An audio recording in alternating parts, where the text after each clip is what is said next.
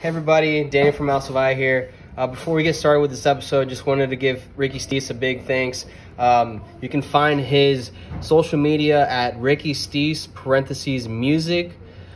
For Facebook, on Instagram, you can go to @Grayson_Rivera and you'll find him on Instagram. And then if you want to listen to any of his music, go to rickysteece.bandcamp.com and you'll find all his albums and singles there. He actually just performed for Ghost Motel, so check that out. I know that they have that on their page, and I think he also shared it, so check it out. Thanks again, and don't forget to subscribe to our page for more content like this, and hope you enjoy the podcast. Peace.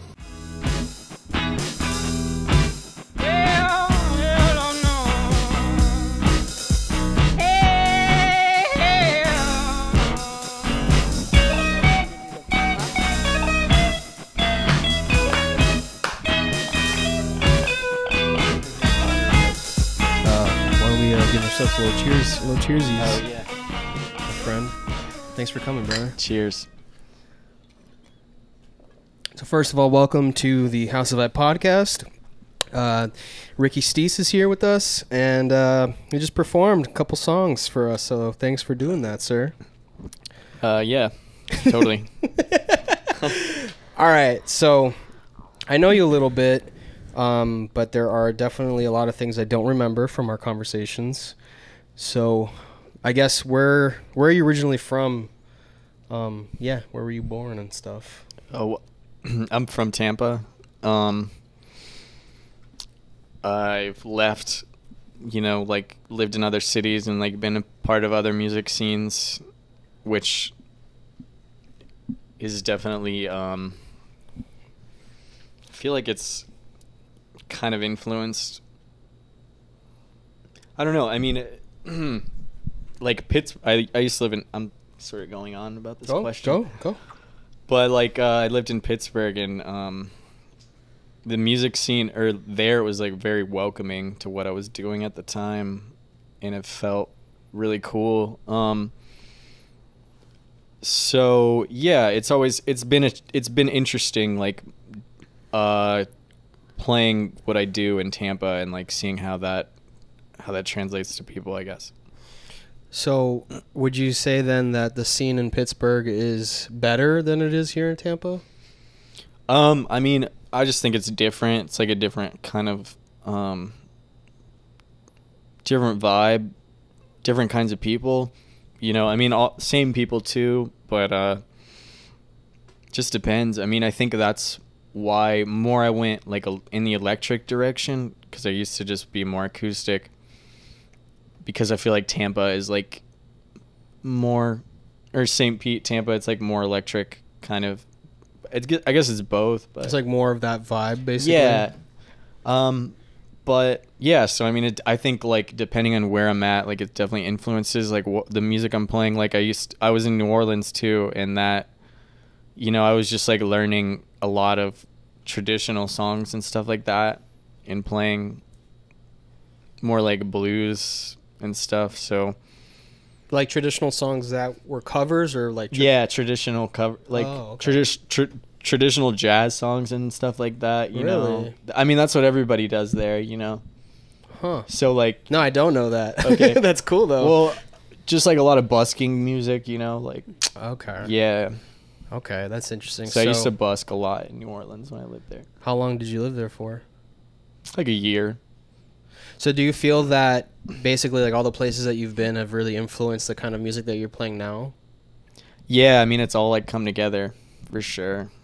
Nice, like the Beatles. Yeah, I'm actually not. There's a couple songs I like by the Beatles, but a couple songs. I don't really know that much. I don't. You have to be a fan of the Beatles to be on this podcast. So it's not true. It's not true. I don't. John Lennon's controversial. So controversial. Yeah, controversial. I wonder how many musicians, though, if you looked into their past, how many of them would actually be controversial. Yeah, I mean, everybody's problematic,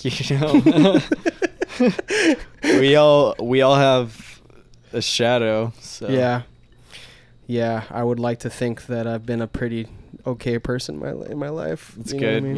Yeah, I don't know about I don't know about yourself, but no. So what have you done that's really bad? Yeah, well, no, I'm kidding. you know. Well, that's cool though. So I guess like what we were talking about earlier, we were talking about how you're fairly decent at playing multiple instruments. So do you mind rattling off those instruments? Because I know there's some that I don't know that you play. Yeah, I play guitar. I play right now. Yeah, I play guitar and I'm playing the violin a lot. And I do like classical stuff and also like old time fiddle stuff, kind of two separate things. And then I used to play the accordion. I used to play banjo. I've been playing the piano lately. I sort of play the drums. Yeah, you attempt to play the drums. Yeah, just from like every non-drum player. Just playing every other instrument, it's rhythmic or whatever. Why do you percussive. Why do you find that you're inclined to do that? Because I feel like that's not normal in a person to play to even attempt to play all these instruments. Oh, you think so? I think so. I mean, I don't. Right. Well, I think it's always just like transitioning. Like basically, I don't know about you, but like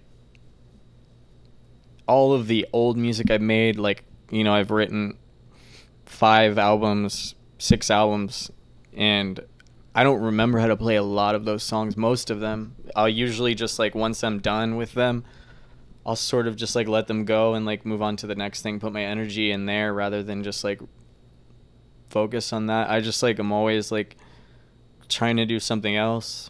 Okay. I think that's where you and I, or rather us, where we find like we're very similar in that sense, because we're constantly trying to find a new sound, do a different thing, whether or not people on the outside see that. Like I definitely strive for that, even when it comes to like songwriting. And I can say, like, from what I've heard of yours, because I've heard like an album or two, and I can definitely say like the stuff that you've been writing recently is definitely like a big step away from the other stuff that you were doing before. Yeah, which totally. is cool, which is awesome. I find like that's what personally I love songwriters that do that, because I find that to be the most interesting. You know what I mean? Yeah, it's kind of cool too to just be like in and out of different music scenes, because with what I was doing, like I think I was just in a way I just have never felt totally like I belong in one like particular music scene or something. I mean, it's all sort of the same, but it's more like I used to be more like, yeah, I mean, like the music scene in New Orleans is so different. Like you'll go to a house show and it's like a brass band playing and stuff like that. You know what I mean? Like there, like everybody is a very, very musical. Everybody plays like a lot of instruments, and a lot of people have gone to like school for it and stuff like that. Okay, so you would say like there's probably more talent in that area. Yeah, basically. I'm not, and I don't think I'm I'm more like a songwriter, like, but I also like to like dabble in being like more of a musician, but like I'm definitely an artist, like at my core. It's a good way to not, get stagnant, and kind of be stuck in the same sound. If I know how to play so many instruments, it's like that instrument is going to make this sound different. So it's interesting. It's nice. Yeah, definitely.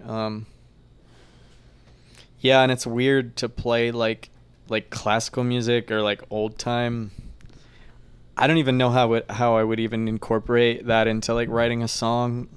It's just like a music that I like briefly like to study. You know what I mean? Like, I don't know. Well, that's cool. I mean, you could.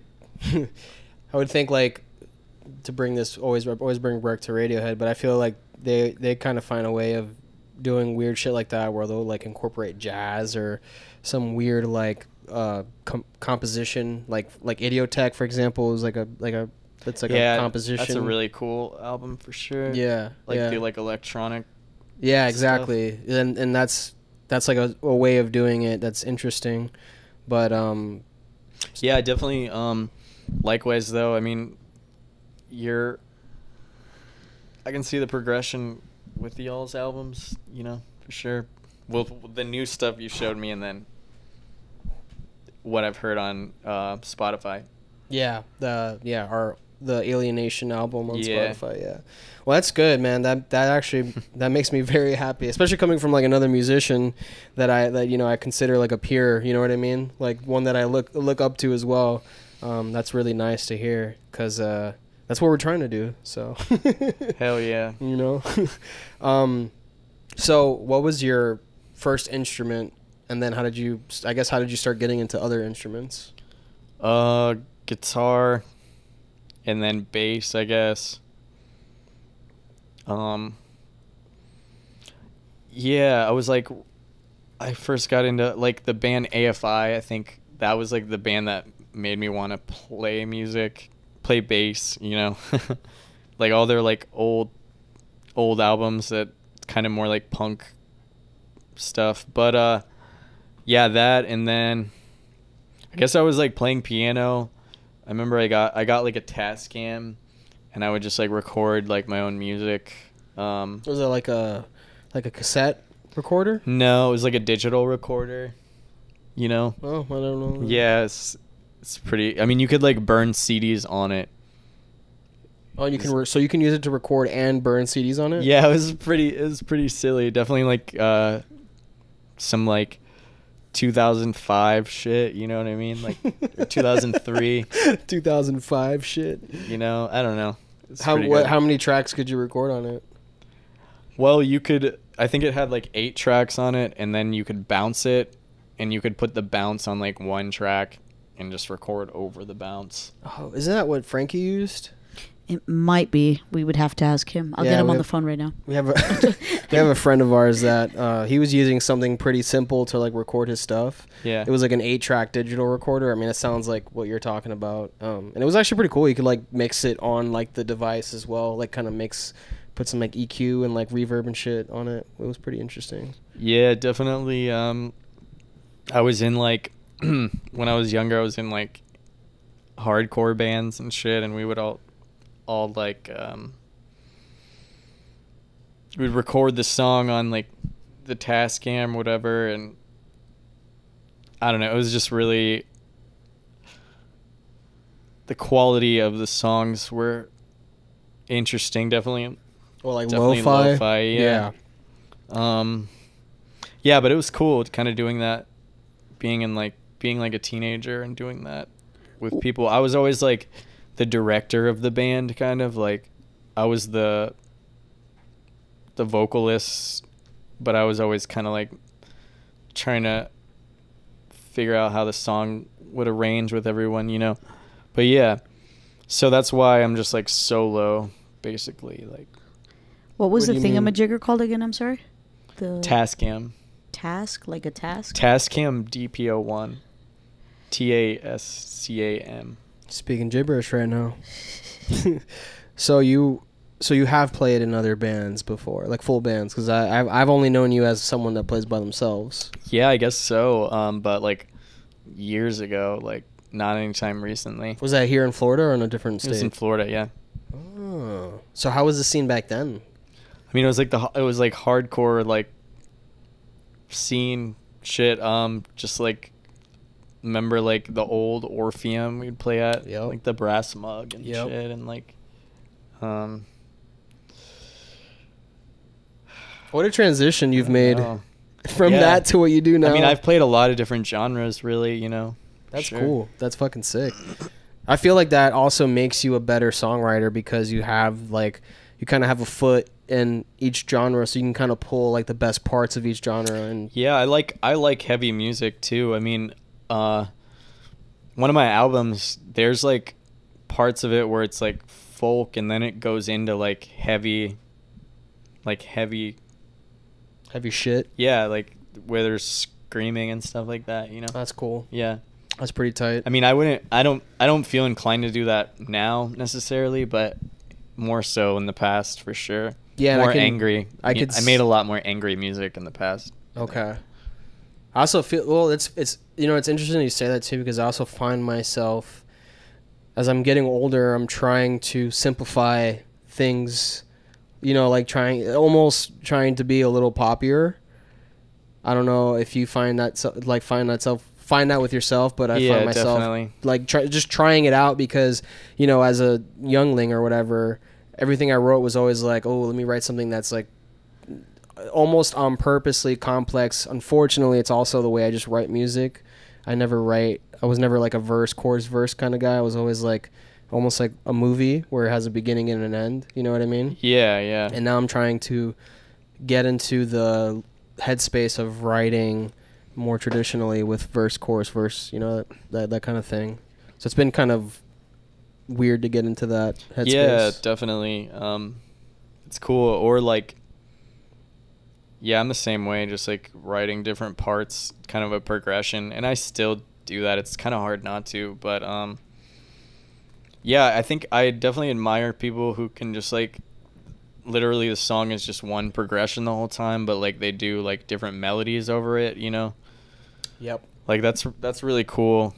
And that's kind of like what, yeah, I've definitely I've appreciated that more, like as I've gotten older. Yeah, because it's you know, we can say that it might be in terms of like from like a musician standpoint it might be easier to play or perform, but I think from like a songwriter's perspective, it's actually not easy to make that interesting. It's actually harder, in my opinion, to like make it interesting to the point where someone wants to listen to the full thing. You know what I mean? Whereas like if they listen to it from the beginning, they're not like, okay, well, I've already heard the whole song if I'm just hearing the first, you know, minute of the song or whatever. You know what I mean? Yeah. So now I'm going to get a little heavier with the questions. So what are your goals with music? I don't know if I have any clear goals necessarily, but short-term goals, release this album that I've been recording, and then I have like another couple songs that I want to record and probably release, potentially make some music videos, you know, just keep making art and producing it and releasing it regardless of anything, you know, just for the sake of it, and hopefully like keep being passionate about it. That I think I've sustained that, which is pretty cool. You know, sorry. I'm good. I want to tour more for sure. That's definitely a goal as well. Yeah, you kind of were mentioning that you've done some crazy shit in your past on tour. Like, what kind of tidbits could you give us of your like crazy shit on tour in the past? Yeah. Well, I mean, I've gone on like a handful of tours over the years, but yeah, I mean, I guess this first tour I did was with this band called Railyard Ghosts. They're like a folk punk band, and we would hop freight trains to each show. And yeah, and I mean, I used to just travel like that for a little while, like on and off for a couple of years. How were you guys like traveling with equipment?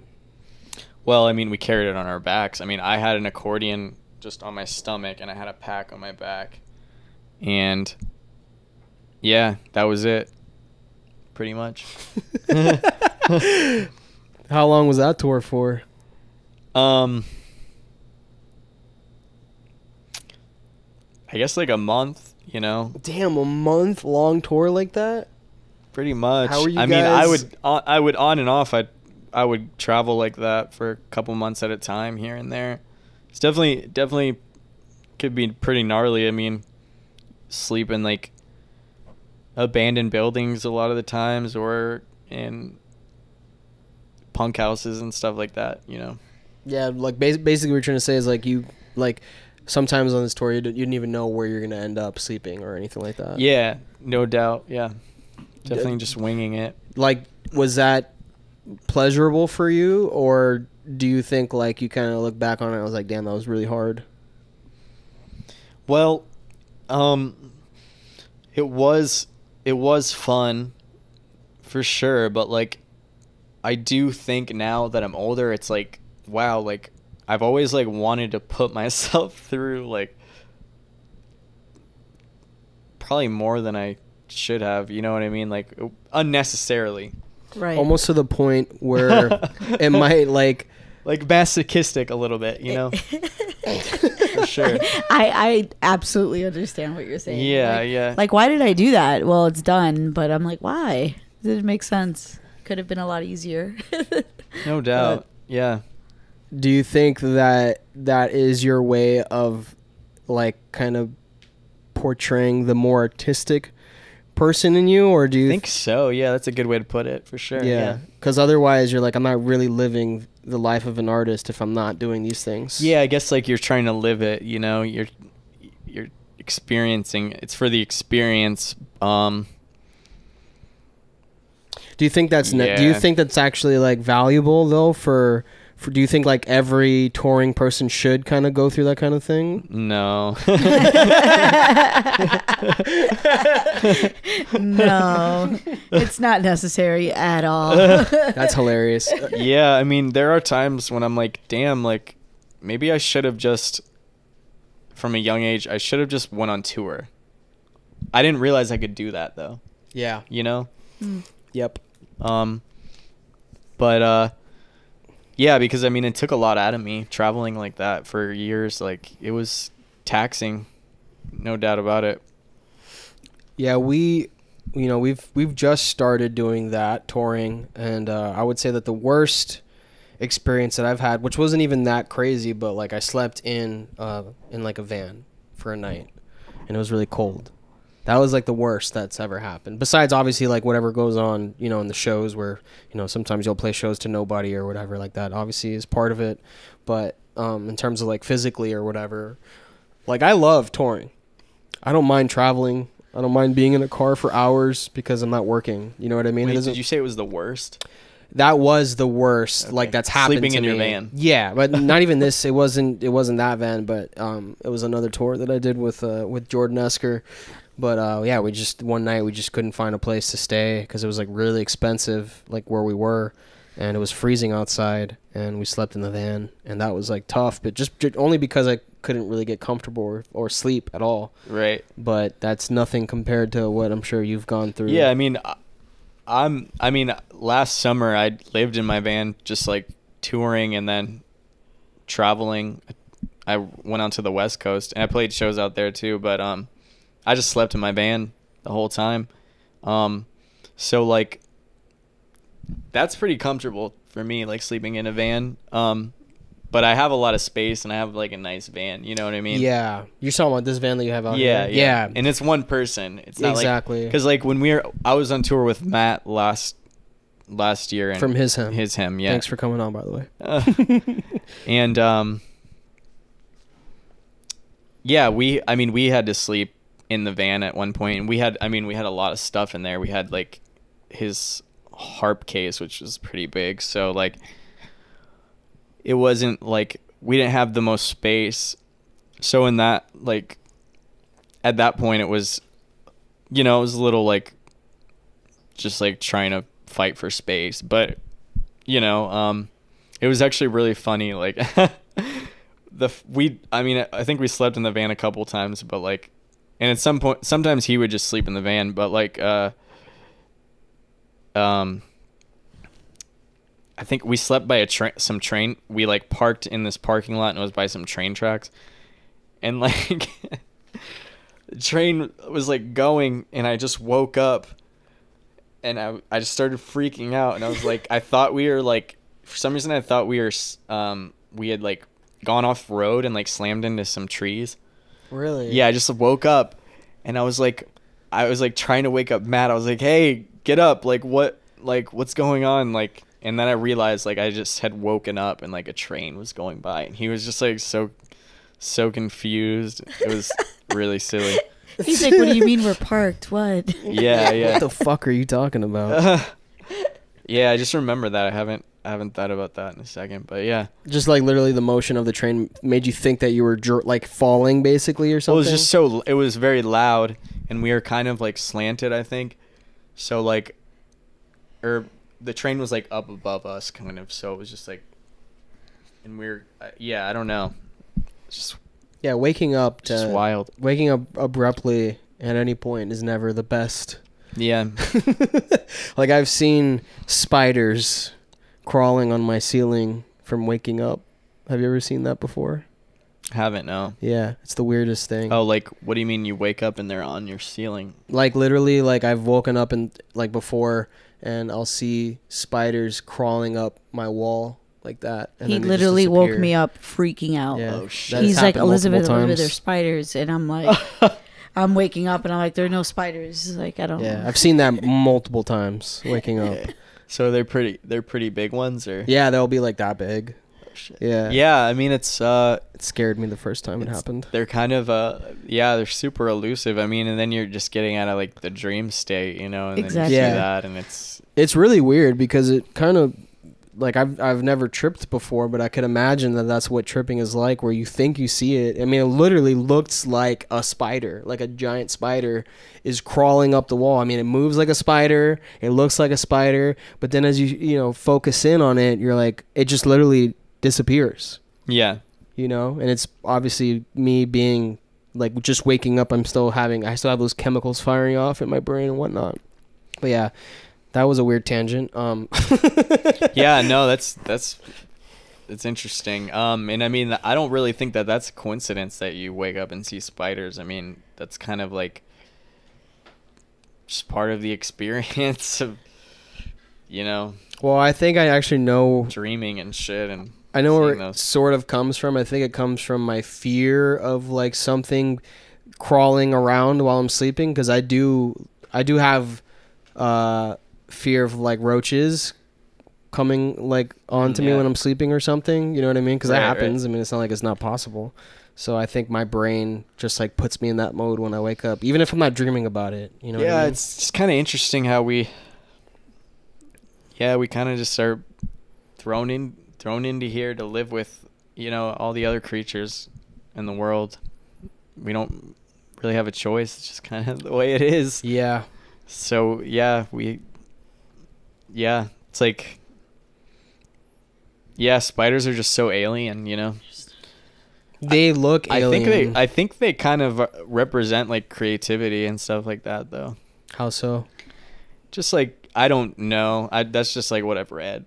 Really? Just like symbolism of it. in dreams. And Yeah. if you like, if you constantly dream about falling, it means that you're nervous about something. Like there's like different things. Yeah, I mean, when I see spiders, I always like, I'm kind of like fascinated by them. Like they are scary, but like it's like they're kind of like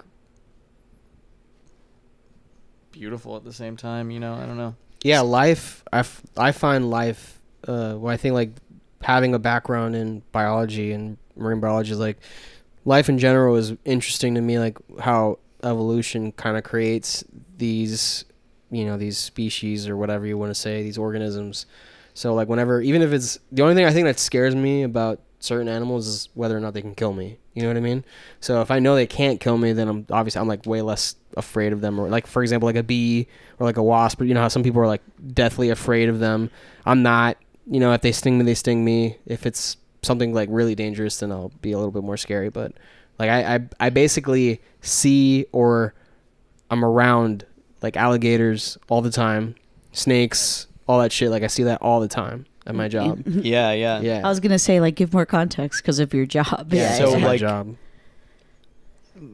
You haven't seen any like rattlesnakes or anything, have you? No, I don't even know if we have Or moccasins. those. Your moccasins I have seen. Yeah. You have? Yeah. It's like moccasins. Yeah. Those definitely. are deadly, right? Yeah. Yeah. Ooh, yeah. Yeah. They're You definitely got to venomous. know your environment, and that's Yeah. that job for sure. Yeah, most things don't fuck with you though. So I have to, go into water. Like I have to go physically into water to treat stuff sometimes. Right. So that Do you have like some? Do you wear like? yeah, waders. Waders, Yeah, yeah. waders. And they're sometimes you'll be in the water and there's a gator in there at the same time, and it's like It's kind of cool. It's cool, but it's also, I mean, if they are being fed by someone, they'll attack you.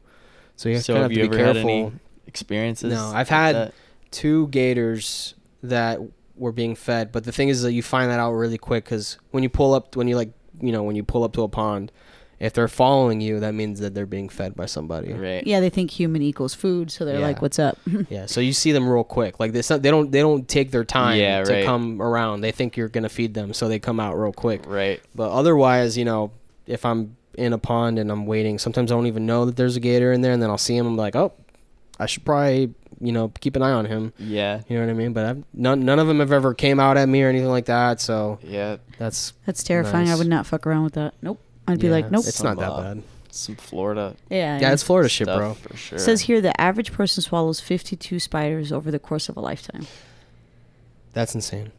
And that's just spiders, right? So I'm guessing there's other bugs. Yeah, it's pretty wild, really. Yeah, imagine. Oh, I literally in my job, I swallow bugs all the time because I'm driving on an ATV that has no windshield. So like I'll be driving and it just like hits me in the face. I mean, I've been hit hard by beetles, like fucking, like oh fuck. Yeah, yeah. That shit hurts, man. So you drive an ATV? Yeah, it's a gator is what it's called. It's a 2x. To the it's like a trailer on it or something. Or No, I do. So my truck will have a trailer on it, and then the ATV's on top of the trailer. And then when I go to my location, then I take it off the trailer, and that's how I kind of ride around and stuff like that. That's pretty cool. Yeah, it's cool. It's weird. I like saying that it's weird. Okay. Yeah, we boat. We use boats and stuff like that too. But we're getting into a different world here. That's tight, man. That's so funny. Okay, so I feel like. So do you? I guess I kind of want to. I'm kind of curious about what you're gonna say about this. So do you ever like expect to monetize the music business or your artistry? I've thought about it. I can't say I haven't thought about it, but I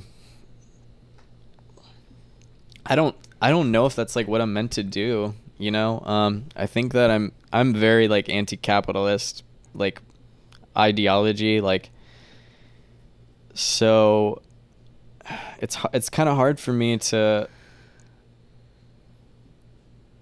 I mean, it would be cool, like, if I had an opportunity to do that, like, sure. But, like, as time goes on and the more I learn, I don't know if that's, like, what I'm supposed to do, Okay. But if it came your way, yeah, and I'm happy. Gonna keep producing music. I'm going to keep releasing it. I really think it's cool to like be like professional and like I like to have a good sound and like to look legit, and have good quality recordings and everything like that. But so like, yeah, I'll always be working to like improve that sort of a thing. So in that way, I mean, maybe that is like a capitalist mindset about it, but I don't think so. I really don't, because what you're saying is that you have a standard of how you want things to sound. It's actually, you're coming from a very artistic place there, because it's not like you're thinking, if I make this sound as good as possible, I'm going to make money, like, you know what I mean, as a result of that. Yeah.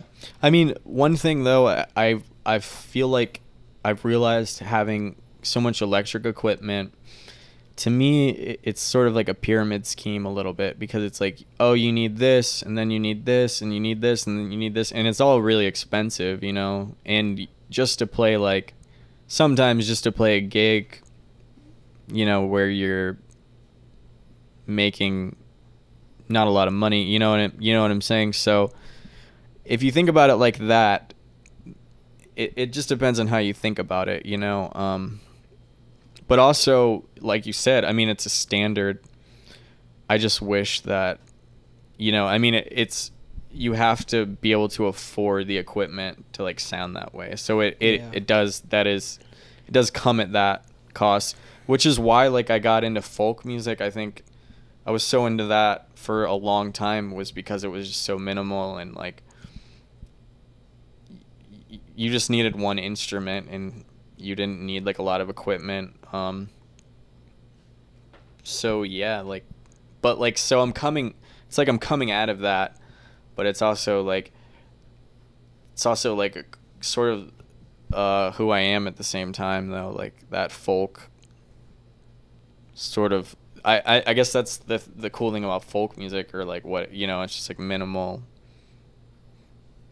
But yeah, It's almost like, I would say, as a comparison, like the punk scene, where you don't have to be the greatest musician or anything like that, but it's more about the scene and the kind of, I guess, the passion that's behind it.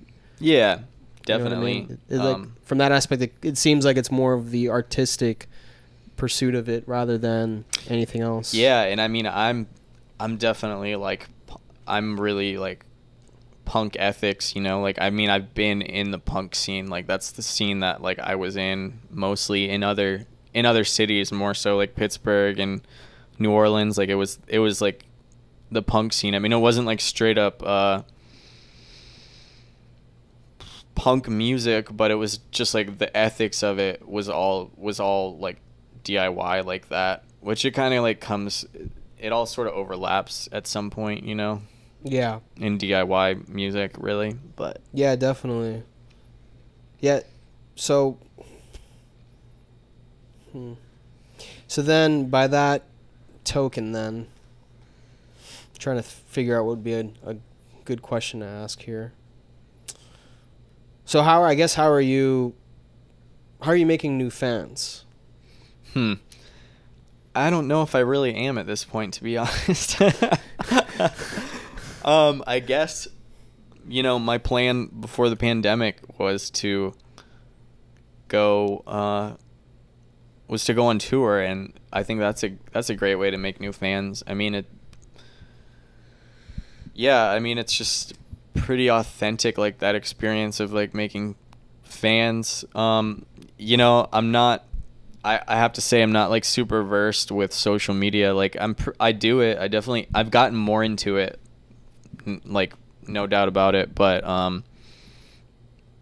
like I need to get better at that. That's something I need to improve, you know. But it's also like my priorities aren't really there right now necessarily. Yeah, as of right now. Yeah, so I don't know if like I don't know if would you be using social media in a way of reaching more people, or because I feel like that initial reason of, like, in my opinion, people who use social media, which would include ourselves, we use it because not only do we want to reach more people, but we also want to have a platform where we can eventually, at least in my case, or with the band's case, we can use that to monetize and make this a business so that we can, you know, basically quit our day jobs. For sure. Like, I definitely admire that, like, you know, that, like, just people who are able to do that and, like, can actually, like, pull that off, you know, because, like, that's difficult to do. It's not easy.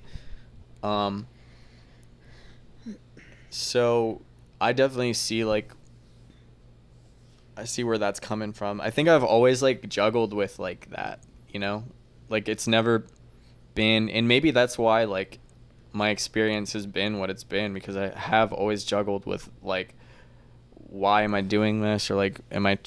You know, I've always sort of been... I mean, before I was even more... Well, I wouldn't say that even more, but, like... I mean, even from, like, the beginning of me being a solo musician, it was pretty... just like independent ethics about it, you know, like just like not just being like just the art being free, you know, like basically just playing to play. Yeah, just because just for the sake of it, just because I'm passionate about it. So let me ask you this then: would you be satisfied if you basically like lived your life where you have a day job but you're also performing on the side? Would you be happy with that, you think? That's a good question, because when you asked me that, I don't know if I would.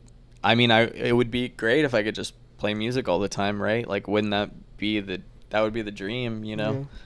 But would I be satisfied? Yeah, I think I would be. And also too, like, yeah, maybe I think there's definitely like there's other aspects in me that I haven't explored yet, you know, that aren't music. Like, and there's a lot of other things that I do that aren't music too.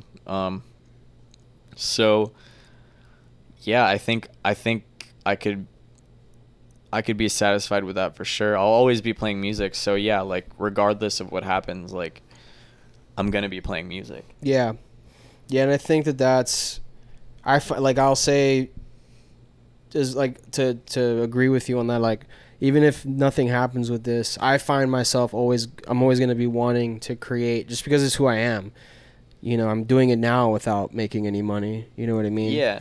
And I'm happy with it. I do have intentions of eventually being able to quit any day jobs I have so I can just pursue music, because I do feel like even with what we have been doing, personally, I feel as though I haven't been able to really focus 100% of my time on the actual creativity and artistry of music, because I spend so much time worrying about the business aspect of it.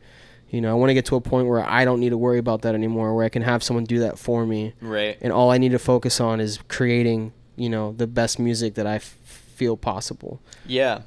I hope that happens. I don't know if that'll ever happen, but if that does happen, that will make me very happy. Right. Well, I think, you know, I think you have a lot of say in whether it happens or not to some extent. Because, I mean, if you don't do it, then it won't happen. Yeah, it's true. So, yep. So, yeah, just like, I mean, in music and art, there's just so much rejection you have to deal with. And, yeah, it just tests whether you're serious about it or not, you know? Yeah, whether you're actually passionate about doing it. Yeah, because I think a lot of people give up or just like end up selling their instruments and all this stuff, and it's just like I don't ever want to be like that, you know. I don't want to give up. I mean, you don't know how good you're going to be in like 10 years. I mean, it might just be like really good because you've been playing for so long, you know. Instead of just stopping, you know. But yeah, I mean, I guess that's the difference between people who just like feel very inclined to do it rather than, but also, you know, I mean, that's like me, that's instruments. I'll just like, sometimes I feel more inclined to play other instruments and then I'll get disenchanted with them. And yeah, it's good to take breaks here and there too. So yeah, I can say that this, you know, even though it's unfortunate, like this pandemic has allowed us to really focus on new material and whatnot. It's just like the only positive I can even see from that happening. But it's yeah, it's just, that's it. I mean, it's allowed us to take a step back from having to perform or whatever, feeling like the pressure to be out there performing. You know, you asked me about live streaming, and I don't feel any pressure to do that at all. Yeah, definitely. It's just, not that obviously I think that people that are doing it, all power to them. I don't, obviously I'm not trying to judge or say that it's bad. I think it's great, but yeah, I don't know. I'd rather just probably do it on my own dime, unless someone asked, you know what I mean? Then it's different. But I don't even want to. I don't know. I might be speaking too forward, but I don't even want to try going into that realm, because I feel like it'd be just a pain in the ass. You know what I mean? Like doing it ourselves here, I just feel like it'd be really hard to figure out. I mean, I think you got a good setup, you know. Got a better setup than a lot of people who are live streaming. So no, a lot of people are just, I mean, I see a lot of my friends who play like folk music live streaming. So I mean, they just have their phones and like a guitar. Yeah, you know? That I would actually be more comfortable doing than a full setup. Right. Just because that's the most bare bones type of thing, and that actually wouldn't be too bad. Yeah, I mean, just getting the sound would just be easier, you know. Yeah, definitely. Yeah, I mean, that's definitely something I've thought about too. Well, let me say, like, so you released I think the first song that you performed here, you posted it on Instagram or on both Facebook, Instagram, of you kind of like recording yourself doing it. Do you know what I'm talking about? Yeah. Yeah, and that was really fucking cool. Oh yeah. It was great, honestly. Thanks. It was really sweet. So like that's a good way, in my opinion, of doing that without necessarily having to live stream. Yeah, you know exactly. what I mean? Yeah, just playing, recording the whole song, and it's the same thing, and and you can edit it. It doesn't, it's not just like, I've noticed too with there's a lot of lagging with like Facebook live streaming. And, yeah. It's definitely not perfect, but it is interesting though to think that will probably be it'll evolve into getting better and better and better. It'll probably look better, sound better. I'm sure there'll be more investment. I think there's just pressure too with like feeling like you want to people like seeing that you're viewing their live stream as well. Like it's just like it's cool when you just post like videos that when you're playing live, no one people can just look at it anonymously. Yeah, gotcha, buddy. He's like, all right, what the fuck other question are you gonna ask me? Okay, so with what you've learned about music and or the business, what tips would you give newcomers? With your vast knowledge of touring and I performing. guess so. I guess I sort of have. It's weird to think that I've never really thought about it as knowledge, but I guess in a way it kind of is. Tips, I would say start touring when you're young. Yeah, that's a pretty good tip, I think. When you were touring, tour and don't stop touring. How were you booking shows early on? Were you booking them or? Yeah, I mean it's all DIY. I booked every well, the first tours I've gone on, I came on other people's tours, so they had booked them previously. And then I sort of like got connections from them, and I just learned like how to do it, it's pretty simple. It's just, that, and then just like being frustrated with like the bookers in town. So just like just booking your own shows, like, so yeah. What do you mean though? Like basically like finding more DIY shit or? Yeah. Wait, what do you mean? So like you're saying like having problems with like the promoters in town. Oh, well, just like feeling not accessible to promoters in town. So like just like the only way I'm going to play a show is if I book it myself, you know what I mean? Or like or there's bands that I like and I ask them to play the show as well, So yeah, it's cool to have like the power of that, of just booking it yourself, I mean, I just realized like that's really all booking is. Yeah, but I mean? But the thing is that there's a lot like promoting, obviously is like a whole other thing. Yeah, it's a different ballpark. Yeah. But like that's a thing that we didn't know when we first started. We didn't really necessarily know how to book a tour, and there's a lot of I still talk to people to this day that haven't toured yet and they don't know how to do it. I've had people ask me like, how did you do that? Sure, yeah. You know what I mean? Like what did you do? Like who did you contact? Like how do you start it or whatever, you know what I mean? Yeah, no doubt. Yeah, I mean, I remember when I didn't really get it at first either, and yeah, so it was like empowering to like had booked my first tour. I think I booked my first tour in like 20. Well, no, I was doing it before that even, honestly. Probably like 2015, around then, 2016. It's pretty sweet. And yeah, and it's always been good. Like honestly, like I've had some great shows. Like some of them aren't great, but yeah, that's gonna happen. I played.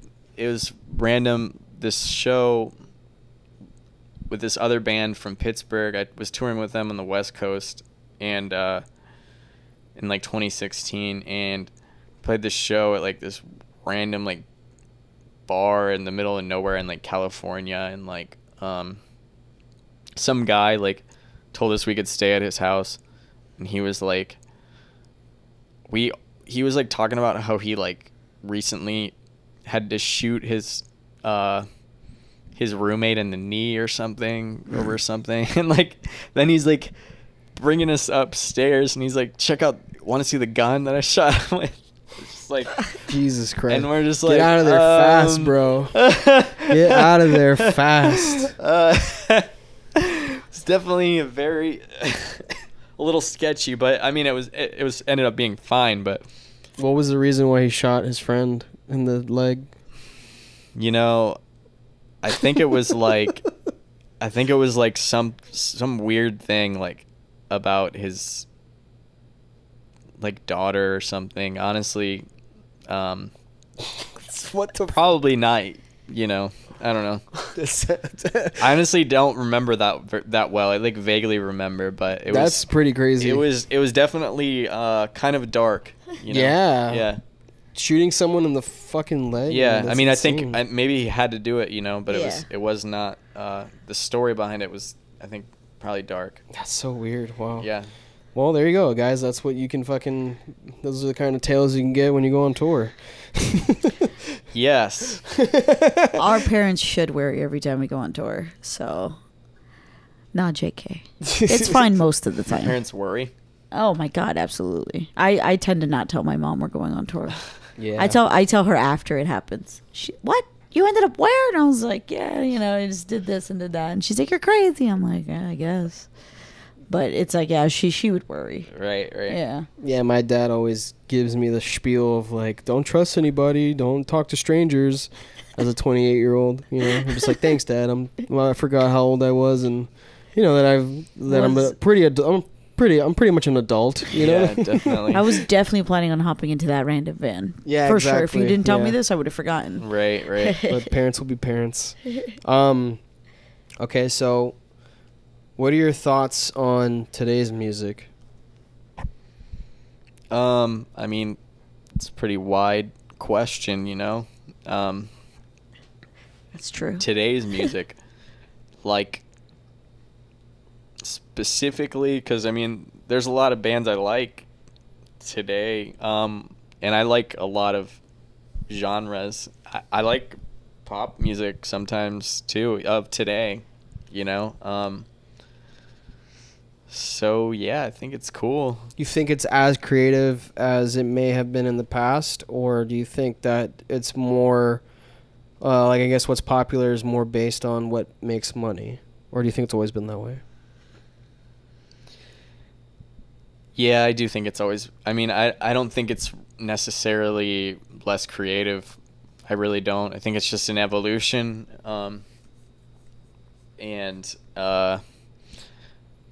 Yeah, I mean, there's a lot of music really that plays on the radio that I can appreciate. So no, I don't really think that. I don't think it's less creative. Interesting. I would have thought that you thought otherwise. I mean, I really do like. I just think I can appreciate like different kinds of music. You know, like I really like old music as well. You know, like, but you know, like it always. To be honest, like when I think about stuff like that, I start thinking about like where the origins of like the music really came from anyways, you know, like a lot of it is influenced from something else anyways, you know, like I don't know, so it's hard to really say. Yeah, so I mean, in a way it's like a representation of a representation, and a lot of that is like can be like cultural appropriation, like black music and stuff like that, you know what I mean, like all kinds of old music, like, you know, like rock and roll even from then. And, yeah. Everything I feel comes from I feel like a lot of the music that we have today is from black culture and no doubt and all that stuff. I mean, I've said this multiple times on the podcast, but like before I even started listening to any sort of rock music, I was all hip hop, all of it. I didn't listen to anything else back in the day. Yeah. You know.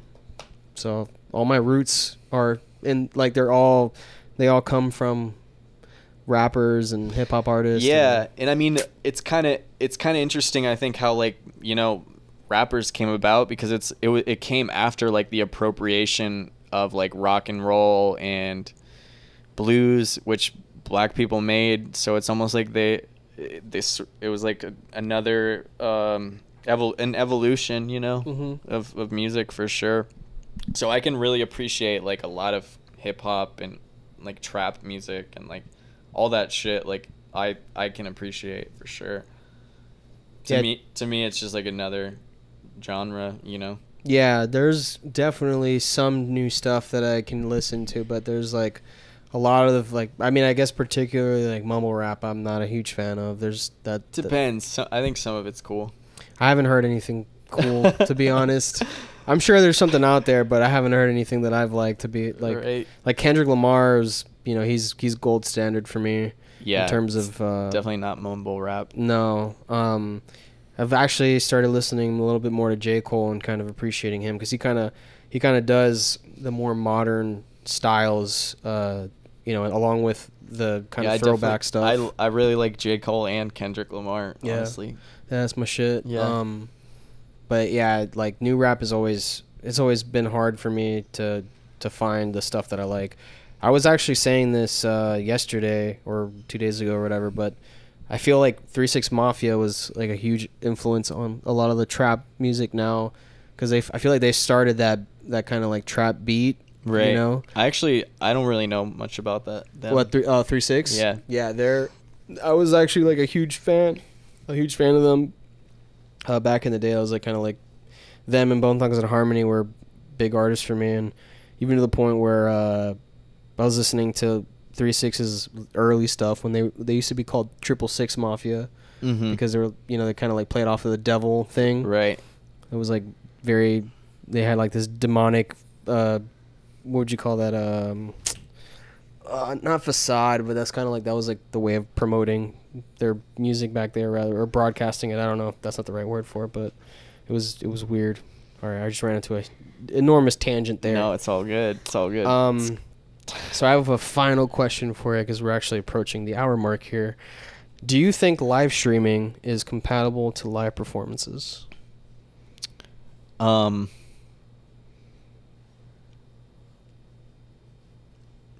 know, probably not. No, I mean, there's nothing like feeling the heaviness of, like, the amps, that, you know, that thickness. So no. And I honestly haven't really.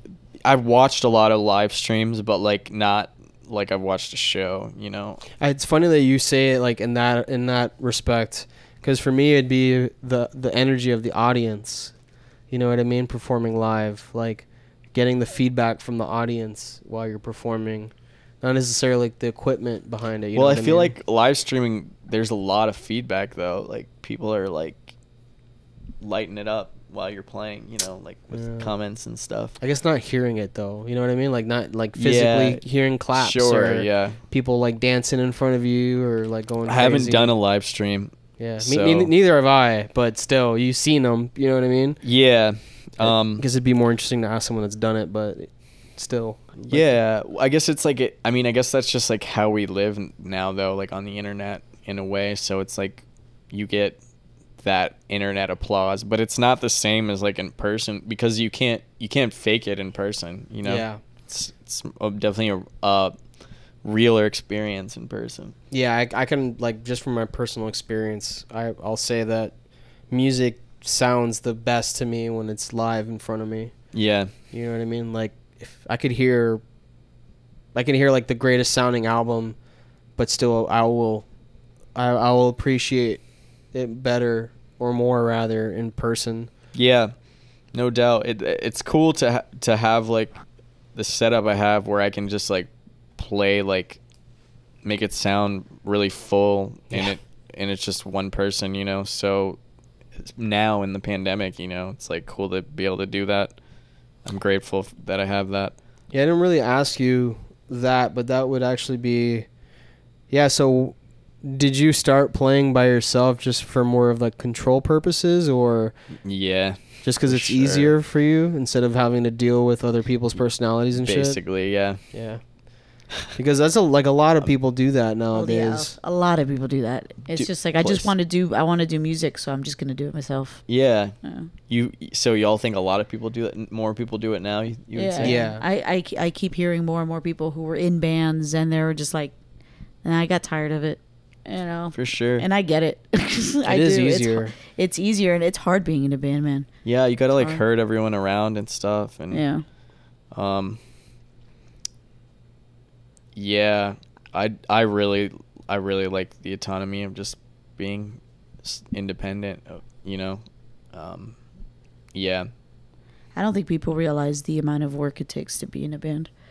I mean, along with everything that you're doing for the music, it's like, yeah, the amount of text messages and the amount of conversations we've had to have, and just the amount of just like, it's fuckery that goes on behind it. It's like trying to wrangle kittens and put them all in the same basket. One's getting out, you're grabbing the other one, and it's like, it's never ending. It's a lot of work. Yeah, you gotta like all meet up and stuff, and yeah.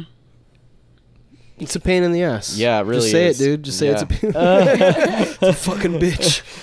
Yeah, I mean that's why I'm not in a band. I've like recently, not that recently, but I was considering trying to do that. But I mean, I don't know how long that would last. You know what I mean? I wouldn't want to tour like that. You know, I've done tough, it. I've done it before. I toured with bands, and it's just like I don't want to do it much anymore. Yeah, you know? I think what I've come to realize is that like our band, for example, like we have, like our band is like quite the family. You know what I mean? I've known them for a long time. I've just recently met Emmett. Well, not recently, but it's been like, what, 6 years now? Yeah, something like that. So, you know, he's obviously been now indoctrinated into that family, but we're all very open with each other, and we treat each other, you know, basically as nice as we can. And, yeah. You know, which isn't very nice. Well, in a joking way. Yeah, but I not know. in seriously, I feel like we're all very similar in like what we want to do. We're all laid back, and it works out that way. If I was in another band and that wasn't the case, it'd definitely be harder for me to. Yeah. I mean, there's definitely a lot of benefits to being in a band too. I mean, it's cool to have that experience with other people, you know. If they're friends. Yeah, exactly. I mean, it's also hard. I mean, when you're alone, you have to be self-motivated, you know. And I think like when you're in a band, I mean, you have the influence of everyone else, you know. So it's a little different in that way. But I'm definitely like, I've always kind of been a loner, so like it works out nicely. Yeah. Yeah. I can see how, you know, it's just like we got lucky in that sense that you know, with everything else, you know, trying to meet up and have these conversations and stuff, that we at least actually get along, you know what I mean, when we're together, because that would be a really like shitty problem to have, like on top of everything else, you know what I mean, like I have to, you know, follow up with you a million times, and you're also kind of a dick, so like that would be that would suck. Definitely. Yeah, that's cool. And I mean, that's just more motivating, really. I mean, make some cool music with other people, you know. I mean, that's a beautiful experience, you know, for sure. Yeah, it's like, well, no, I was about to say it's like having a child, but that's not right. It's it's like cooking food with other people, and then you eat it and it tastes good. Yeah. That's something I can actually like grasp. Yeah. Having a child, Jesus. But yeah, man, thank you so much for doing this. I hope you enjoyed yourself, and if not, then sorry, bro. Thank you. Yeah, man. Thanks, and yeah, till next time, peeps. Stay safe out there. Bye. Wear your mask.